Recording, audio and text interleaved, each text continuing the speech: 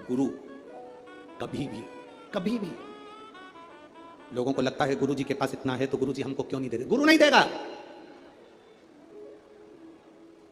भिखारी को देकर भिखारी मत बनाओ, देकर किसी को कमजोर मत बनाओ, किसी को देकर कमजोर मत बनाओ। इसीलिए तो भारत की भूमि पर आत्मनिर्भर भारत बनने जा रहा है कि स्वयं आत्मनिर्भर बनिए। कमजोर नहीं, अपने आप में वो बल होना चाहिए, अपने आप में वो बल हो आपके अंदर। आज प्रेस वार्ता थी, मीडिया के एक बंधु ने एक प्रश्न किया कि कल आपने व्यासपीठ से कह दिया कि शास्त्र और शस्त्र उठाना चाहिए, आपने तो ये गलत कहा। हमने कहा आत्मरक्षा के लिए, स्वयं की रक्षा के लिए, धर्म की रक्षा के लिए और सनातन धर्म की रक्षा के लिए वो बहुत जरूरी हो गया।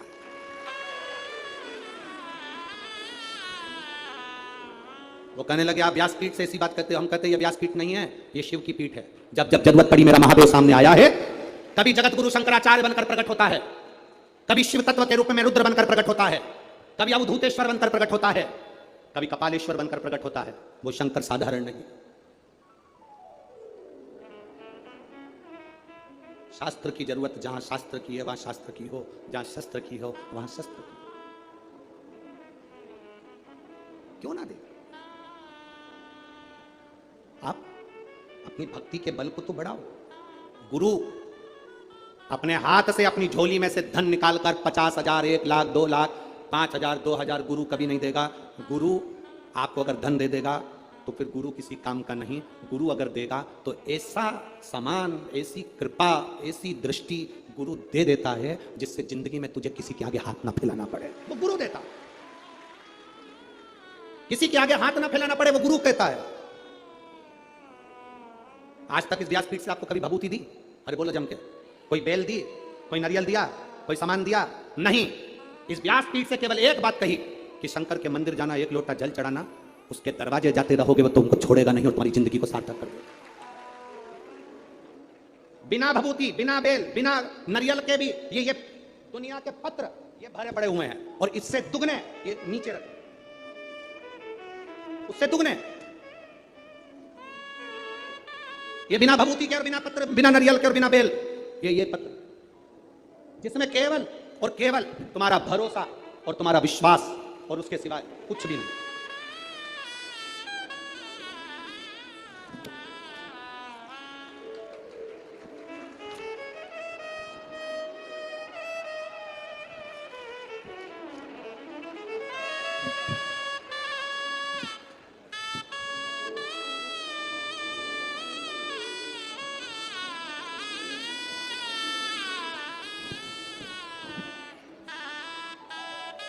अब इसमें है क्या?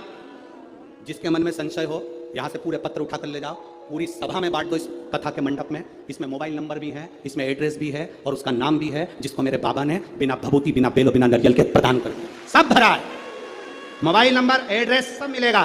जाओ पूछो क्या दिया महादेव ने, सारी समस्या का हल 1 लोटा जल। शिव क्या प्रदान करे, शंकर क्या दिए हैं ये शिव जानते। शंकर क्या प्रदान करे ये शंकर। अरे खाली ना जाता कोई दर से तुम्हारे, खाली न जाता कोई दर से तुम्हारे। अरे मैं भी खड़ा हूं मेरी जीजियों, दिल से अगर आपने सुना है ना, वो 3 महीना भी नहीं लगाएगा, 15 दिन में झोली भर देता है। अगर दिल से सुनी है शिव महापुराण की कथा, केवल छल कपट और हृदय में कहीं भेदभाव रखकर, कपट रखकर अगर सुनी है तो उसका प्रमाण भी वो दे देता है। दिल से सुनी तो दिल से देता है, खाली नहीं छोड़ता। मेरा महादेव, मेरा शिव।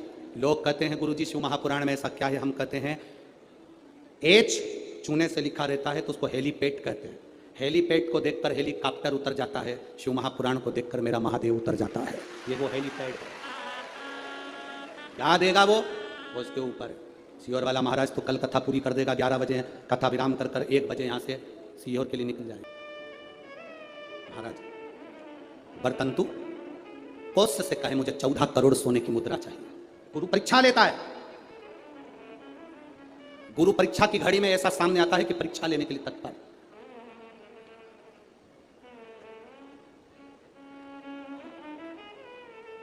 ली परीक्षा, 14 करोड़ सोने की मुद्रा, कौश गया तुरंत राजा रघु के पास में। राजा रघु से कहा, महाराज 14 करोड़ सोने की मुद्रा मेरे गुरु जी को देना है, मैं ब्राह्मण का बालक हूं, आप दे दो।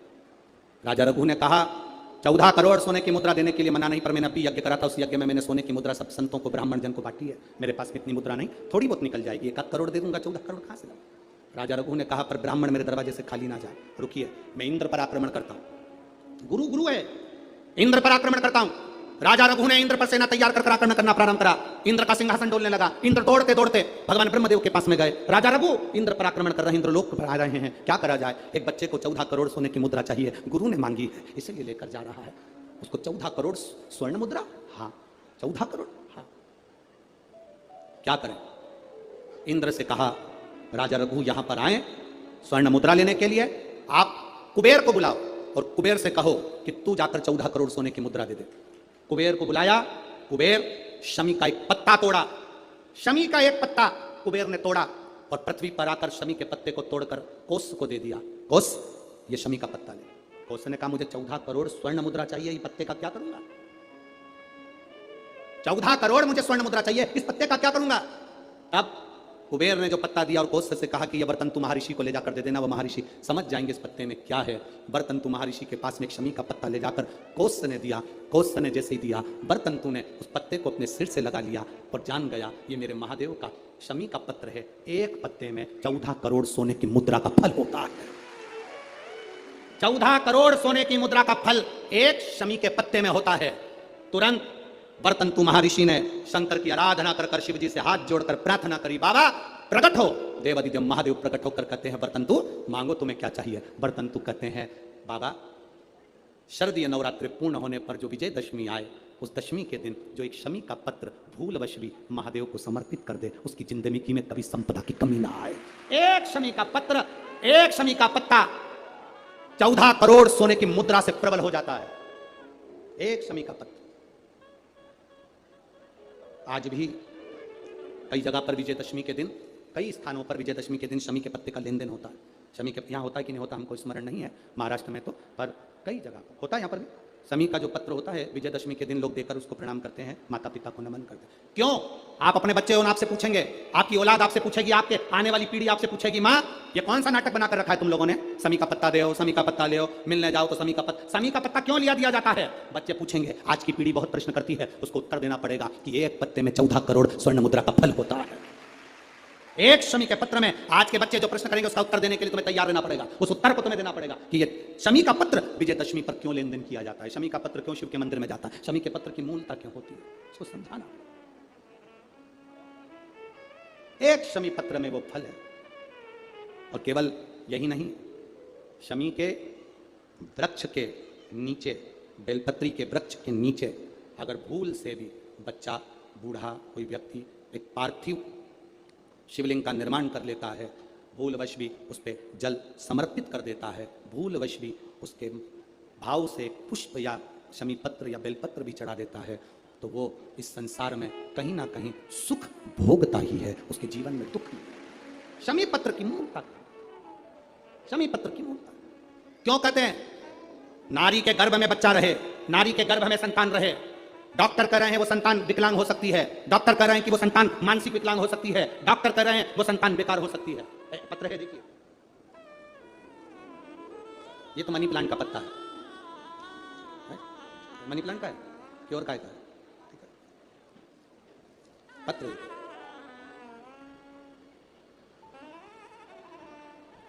मेरा नाम निशा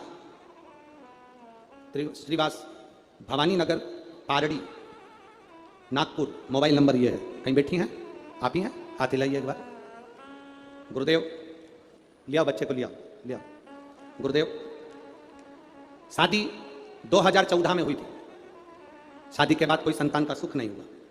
टेस्ट पे भी करवाया तो भी बच्चा नहीं हुआ। डॉक्टर के हिसाब से संतान के सुख का कोई क्रम नहीं दिखा। सारी जगह घूम कर आए पर औलाद नहीं हुई। खूब गोदियां भरवाई पर औलाद नहीं हुई। गुरुदेव, परिवार के किसी व्यक्ति के कहने पर बाबा का पशुपति व्रत किया और बाबा के पशुपति व्रत के साथ में सफ़ेद आंकड़े की जड़ का प्रयोग किया।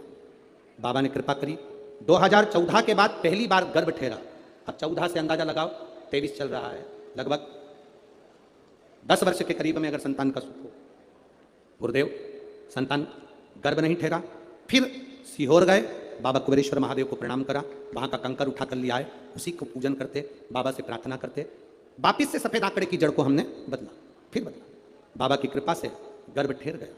डॉक्टर ने तो कहा था कि तुम्हारे गर्भ में बच्चा नहीं, कोई पथरी हो गई है। जांच में फिर गठान हो गई। गठान से जांच करते करते डॉक्टर ने कहा कि तुम्हारे गर्भ में बच्चा है पर यह पूर्ण तरह से स्वस्थ नहीं है, इस बच्चे को गिरा देना चाहिए, इस बच्चे को निकाल देना चाहिए, यह बच्चा ठीक नहीं है, यह बच्चा श्रेष्ठ नहीं है। 10 वर्ष के बाद जिसकी गोद भरी हो गुरुदेव, वो बच्चा कैसे गिरा दे? हमने भी बाबा से प्रार्थना करी और बाबा से प्रार्थना कर आपने क्षमी पत्र का वर्णन किया था। वो क्षमी के पत्ते को हमने बाबा को समर्पित करा। वही पत्ता हमारी धर्म पत्नी के पास में रहा और बाबा की कृपा से जो संतान हुई, डॉक्टर ने कहा यह बच्चा पूरी तरह से स्वस्थ है, इस बच्चे में कोई खराबी नहीं, ये बच्चा पूर्ण तरह से स्वस्थ है, इस बच्चे में कोई तकलीफ नहीं। 10 साल के बाद औलाद हुई है गुरुदेव, और 10 साल के बाद 2014 में संतान का विवाह हुआ था, उसके बाद से संतान सुख नहीं था। ये शिष्य कृपा, उदारता, उसकी करुणा, उसकी दया होती ही ऐसी।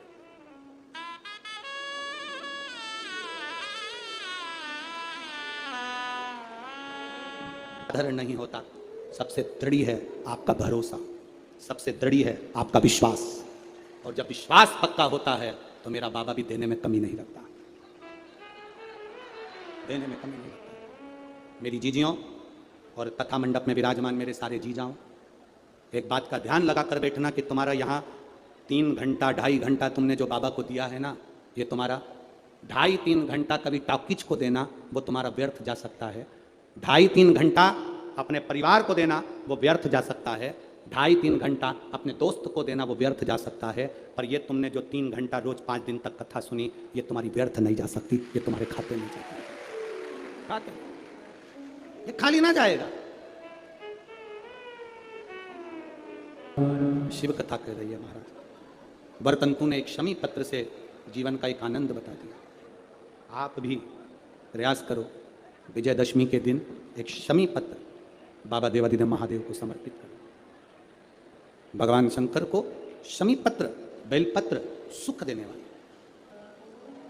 जैसे तारकासुर को मारने के लिए भगवान षडानंद कार्तिकेय प्रकट होते हैं, गंगा जी के जल से 6 रूप बालक प्रकट, कृतिकाओं ने उसका पालन पोषण किया, 6 को 1 कर दिया, उसका नाम कार्तिकेय हुआ।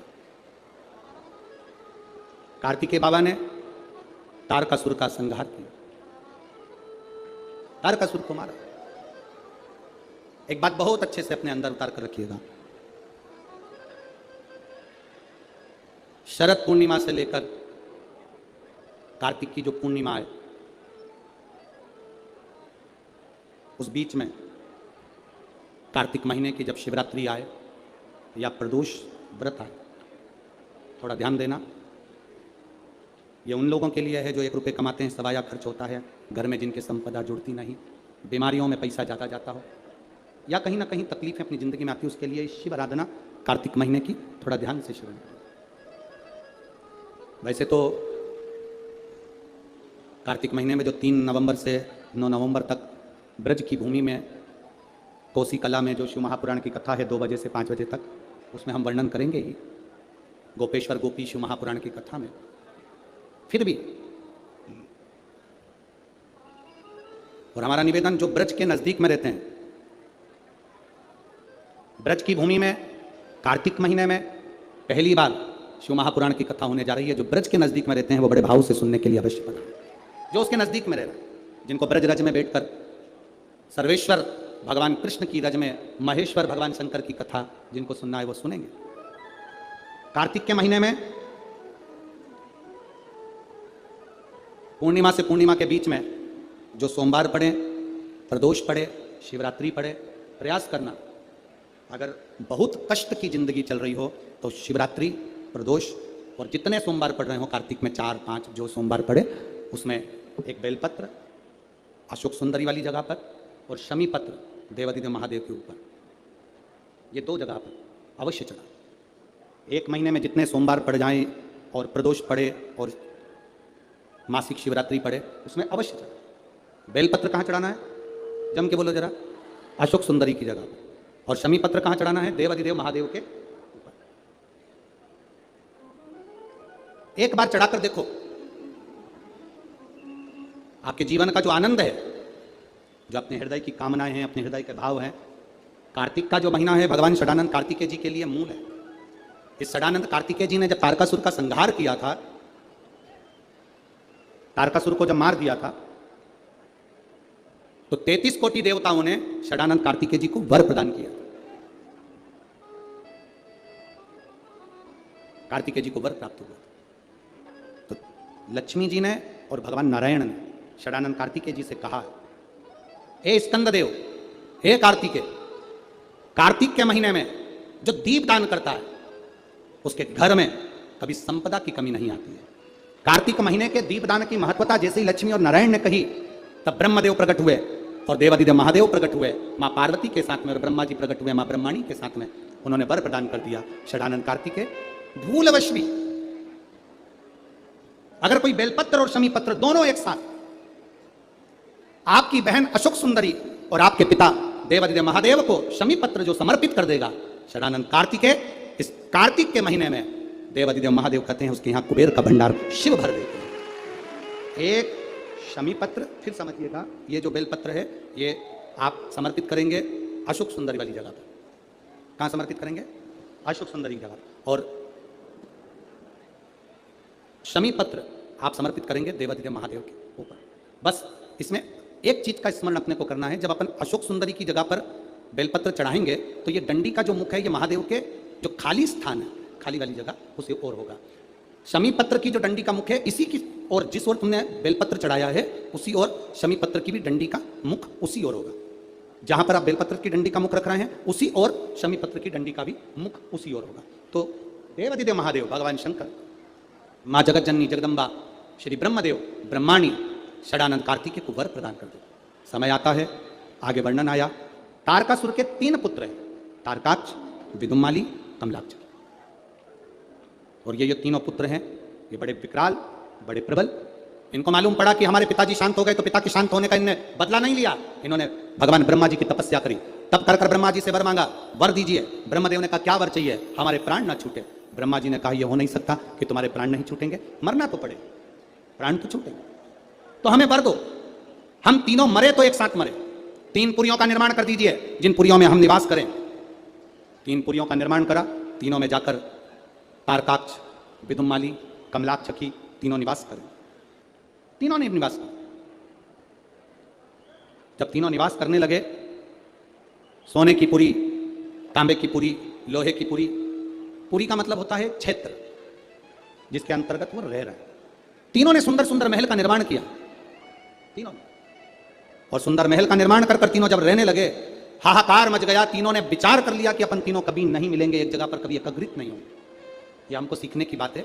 शिव महापुराण की कथा बहुत कुछ सिखाती है हमको। जब भी तीर्थ करने जाओ, पूरा घर का व्यक्ति एक साथ मत जाओ, ये शिव पुराण सिखाती है। किसी नदी में स्नान करने जाओ, घर का पूरा व्यक्ति एक साथ मत जाओ, घर में किसी का न किसी का रहना जरूरी है। ये शिव पुराण सिखाती है हमको। षडानंद कार्तिकेय चले गए, तारकासुर के तीनों बेटों ने उपद्रव मचाया। जो उपद्रव मचाया, देवताओं ने भगवान शिव से प्रार्थना करी। भगवान शंकर ने जाकर 3 पुरियों को भस्म कर दिया। 3 पुरियों को जैसे ही भस्म करा, शंकर जी का नाम त्रिपुरारी हो गया। भगवान शंकर जब त्रिपुरारी बन गए, आगे वर्णन आया, शंकर जी से प्रार्थना करी, बाबा इन तीनों का संहार करिए। देवाधिदेव महादेव ने देवताओं से कहा कि तुम सब पशु बन जाओ और मैं तुम्हारा पति बन जाऊं।